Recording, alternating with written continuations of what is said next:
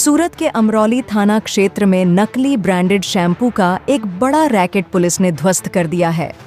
Amrauli police की team ने 8 साल से चल रहे इस ऑनलाइन घोटाले का भंडाफोड़ करते हुए एक गोदाम पर छापा मारा।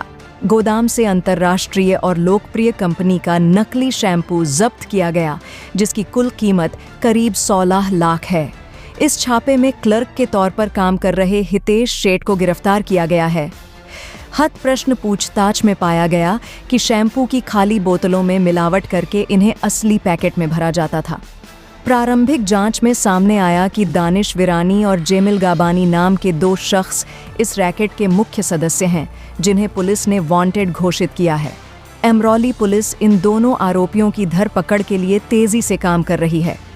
जानकारी के अनुसार यह गिरोह एक खरीदो एक फ्री पाओ के ऑफर के माध्यम से नकली शैम्पू ऑनलाइन बेचता था, जिससे शिकार ग्राहक को पहचान में नहीं आता था।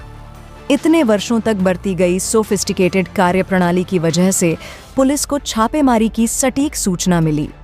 पुलिस ने फॉरेंसिक लैब को भी जांच के लिए बुलाया है और मामले के वित्तीय लेन देन की पड़ताल की जा रही है।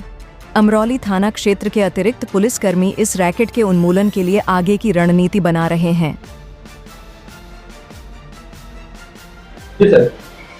गई तारीख 19/4/2025 ना रोज एक जाણીતી બ્રાન્ડ શેમ્પુ બ્રાન્ડની કંપનીના ઓથોરાઇઝ પર્સન આવેલ અને જણાવેલ કે અમરોલી પોલીસ સ્ટેશન વિસ્તારમાં વરિયાવ સર્કલ છે એની બાજુમાં ડુપ્લિકેટ શેમ્પુ બનાવે છે। તે આધારે પોલીસ મદદ માંગેલ અને એ આધારે જે તે જગ્યાએ રેડ કરવામાં આવેલ।